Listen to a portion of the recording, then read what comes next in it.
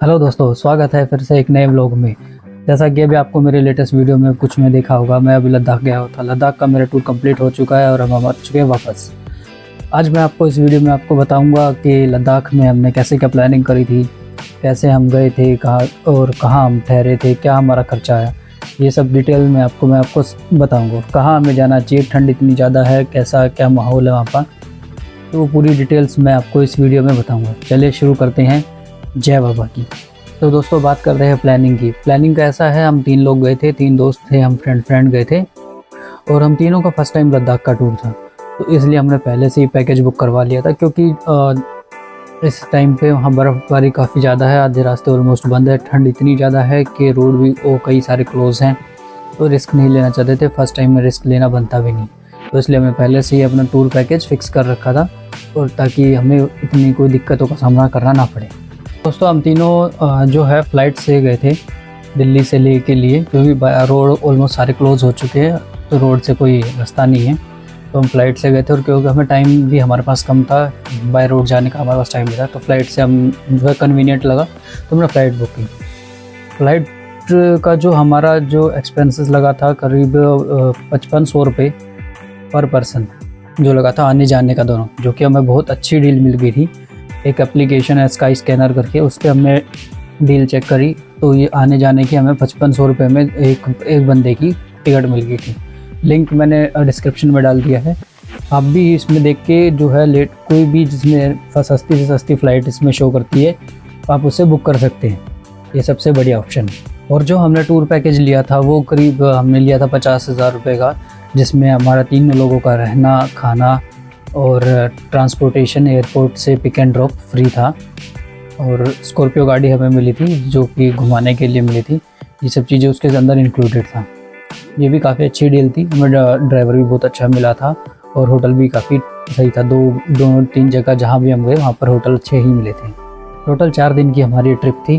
पहले दिन हम दिल्ली से अपना लेह गए by flight, almost 1000 kilometre travel करके। अर्ली मॉर्निंग की हमारी फ़्लाइट थी, तो हम 8:30 बजे लेह पहुंच चुके थे। लेह पहुंचने के बाद वहाँ हमें होटल की जो कैब थी वो हमें लेने आ गई। दैन हम होटल की कैब में बैठ के अपना होटल पहुंच गए। होटल जाके चेक इन किया। चेक इन करने के बाद वहाँ ब्रेकफास्ट किया। ब्रेकफास्ट करने के बाद हम थोड़ी देर वहाँ रेस्ट किया। दैन हम निकल गए साइट सीइंग के लिए, जो कि लोकल मार्केट वगैरह है लेह की, वो सब घूमा। वहाँ के लोगों के साथ मिले, वहाँ वेदर के साथ थोड़ा एडजस्ट हुए। शाम को जो है वहाँ के लोकल लोगों के साथ थोड़ी मुलाकात की। एक चीज़ मैं आपको बताना चाहूँगा, सबसे बेस्ट ये है, जब भी आप लद्दाख जाओ तो कम से कम एक दिन तो अपने आप को दो वहाँ के वेदर के हिसाब से एडजस्ट होने के लिए, क्योंकि वहाँ का जो वेदर है और यहाँ का वेदर वह बहुत फ़र्क है, बहुत ही अलग है। वहाँ पर ठंड बहुत ज़्यादा है, ऑक्सीजन लेवल बहुत कम है। मोस्टली कई लोगों की तबीयत ख़राब हो गई। हमारे साथ भी दोस्त था, उसकी तबीयत ख़राब हो गई थी। तो इस चीज़ की लापरवाही ना बरतें और सेफ़ रहें। अपनी जो है मेडिसिन किट वो साथ लेकर ज़रूर चलें। सेकंड डे हम सुबह उठे और हमारा जो कैब ड्राइवर था वो आ चुका था। वो हमें लेके गया लेह पैलेस, क्योंकि पहले दिन हमें जो लेह की ही आसपास की सारी जगह हमने एक्सप्लोर की थी, वो हमें लेह पैलेस ले गया। लेह पैलेस में हमने घूमा और इन्जॉय किया थोड़ा। उसके बाद हम चले गए गुरुद्वारा पत्थर साहिब। गुरुद्वारा पत्थर साहिब एक वहाँ लद्दाख में गुरुद्वारा है। वहाँ पर बोलते हैं गुरु नानक जी ने जो है तपस्या कर रहे थे, ऊपर से एक राक्षस ने पत्थर फेंका था, तो वो पत्थर जो है वो उनको लगने की वजह वहाँ कर मोम बन गया, और पीछे उनकी कमर तक, जैसे कि कमर की शेप में ही बन गया वो पत्थर भी, ऐसा उसकी मान्यता है। बाकी का बहुत अच्छा गुरुद्वारा है। वहाँ पर जाने के बाद बहुत सुकून मिला हमें। और उसके बाद हमने वहाँ पे लंगर खाया। लंगर खाने के बाद बाहर चाय मिलती है, चाय बहुत अच्छी मिलती है। चाय का एंजॉय किया। एंजॉय करने के बाद फिर हम आगे बढ़े। गुरुद्वारे में दर्शन करने के बाद फिर हम चले गए मैग्नेटिक हिल। जैसा कि आपने सुना भी होगा, देखा भी होगा वीडियोस में, मैग्नेटिक हिल है वहाँ पर जगह, एक अच्छी जगह है काफ़ी। वहाँ पर बताते हैं कि जो है अगर आप ढलाई की डायरेक्शन में गाड़ी खड़ी कर दोगे तो गाड़ी नीचे जाने की बजाय ऊपर चढ़ेगी। वो हमने ट्राई भी करके देखा। हमने अपनी गाड़ी वहाँ न्यूट्रल में खड़ी कर दी और गाड़ी लिटरली ऊपर ही जा रही थी, नीचे नहीं जा रही थी। ये चीज़ एक बहुत ही अमेजिंग चीज़ हमने वहाँ पर नोट की और वो देखी। उसके बाद निकलने के बाद रास्ते में एक जगह थी यहाँ पे रास्ते में, मतलब झील टाइप में थी।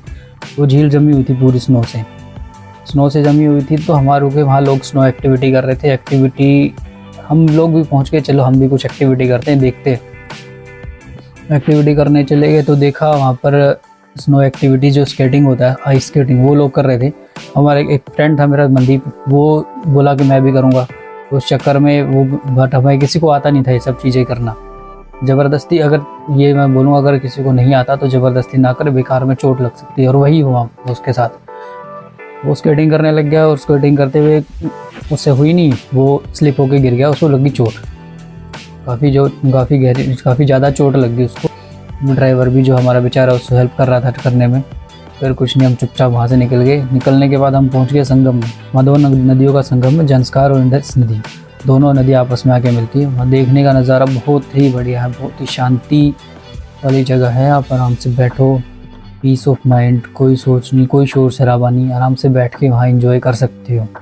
काफ़ी देर वहाँ पर रुकने के बाद फिर तब तक शाम हो चुकी थी। देन हम वापस होटल आ गए।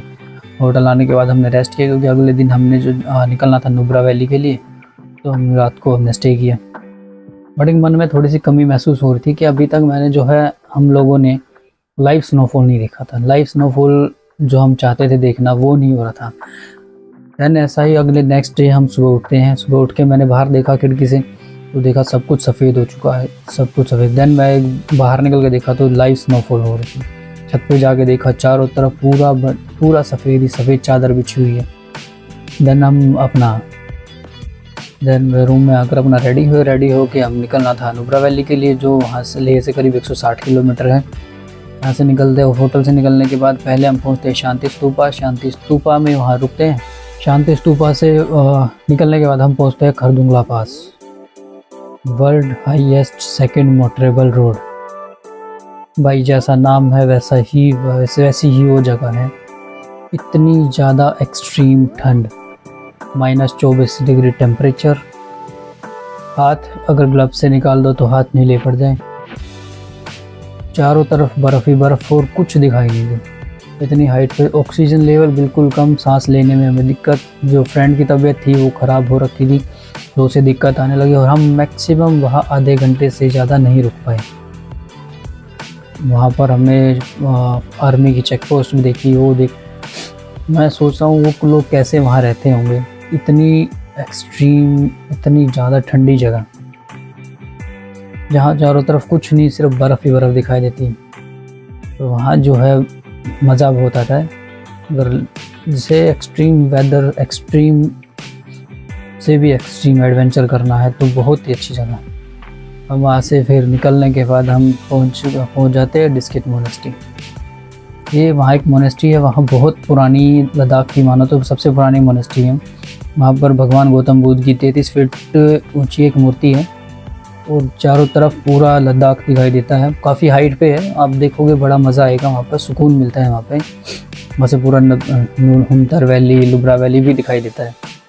उसे थोड़ा सा आगे चलने के बाद फिर नीचे है हुंतर वैली, जिसे लद्दाख का रेगिस्तान कहते हैं। अब बोलोगे जैसे रेगिस्तान राजस्थान में होता है, बिल्कुल वैसा ही रेगिस्तान है, पूरी जगह रेत ही रेत है। उसे वाइट सैंड के नाम से भी बोलते हैं। वहाँ पर रेत है और जैसे ऊँट घूमते हैं जैसे वहाँ, बट फ़र्क से होता है, ये ऊँट ठंड में रहते हैं, वो ऊँट गर्मी रहते हैं। इन्हें गर्मी बर्दाश्त नहीं होती, अगर गर्मी में रहे तो ऊँट मर जाते हैं, इन्हें ठंड ही चाहिए। तो हुंतर वैली में हमने घूमा, फोटोग्राफ्स खिंचवाई। उसके बाद हम नाइट स्टे हमने किया नुब्रा वैली में। तो थक काफ़ी गए थे, पूरा दिन से घूम रहे थे और अगले दिन भी हमें पेंगोंग के लिए निकलना था। हमने रात को अपना होटल में स्टे किया और रात को रुक सो गए।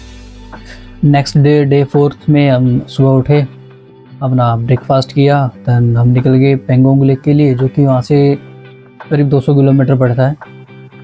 रास्ता काफ़ी लंबा था और रास्ता बहुत ही ख़राब है, जो मुझे हम लोगों को ड्राइवर ने जो बताया ये रास्ता काफ़ी ख़राब है। तो इसलिए हम अर्ली मॉर्निंग ही जल्दी अपना निकल गए, ताकि हम जल्दी टाइम से पहुँच जाएँ और टाइम से वापस भी आ जाएँ।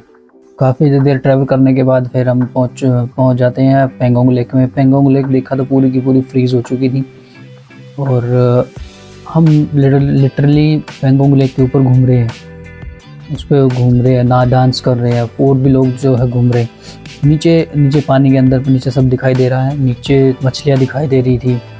और एक जगह तो ऐसा वहाँ बर्फ़ जो है कम थी, मेरा पैर ना उसमें चला गया और पूरा जूता वगैरह सब भीग गया, बहुत बुरा हाल हो गया था वहाँ पे। बड़ी मुश्किल से वहाँ से निकले हम, पर जो है वो पूरा लाइफ का फुल मज़ा लिया वहाँ पे। जो मज़ा आया जो हम देखा वहाँ, जहाँ तक मैं उस लेक को देख रहा था वहाँ तक पूरी जमी हुई थी। 3 इडियट वाला स्कूटर भी वहाँ पर थे। वहाँ इतने सारे स्कूटर रखे, अब तो पता भी नहीं चलता कौन सा स्कूटर असली है, कौन सा स्कूटर नकली है क्या। देन वहाँ से पेंगोंग लेक से वापस आते टाइम फिर हम जहाँ शूटिंग पॉइंट था, जो स्कूल था रणछोड़ दास का 3 इडियट मूवी में, उस स्कूल में गए। स्कूल में देखा हमने वो वॉल भी देखी जहाँ पर वो रणछोड़ दास सुसु कर देता है और वो ऊपर से बल्ब गिराता है। वहाँ उस जगह को भी एक्सप्लोर किया। ये सब एक्सप्लोर करने के बाद देन हम वापस आ गए अपना लेह की तरफ। ले आने के बाद थोड़ा बहुत आने लेह में जो है आस-पास 1-2 मोनेस्ट्री थी, वहाँ पर घूमे। देन शाम को अपना होटल आ गए। होटल आने के बाद अब क्योंकि नेक्स्ट डे हमारा अर्ली मॉर्निंग की फ़्लाइट थी, सुबह करीब 6 बजे करीब हमारी फ़्लाइट थी। तो अपना आके होटल में रेस्ट किया, खाना वाना खाया, हम सो गए। अगले दिन नेक्स्ट डे हम सुबह कैब जो होटल कैब थी, होटल कैब ने हमें एयरपोर्ट पे ड्रॉप कर दिया। देन हम फ़्लाइट से अपना दिल्ली पहुंच गए। तो ये हमारा कंप्लीट 4 दिन की आइटनरी थी।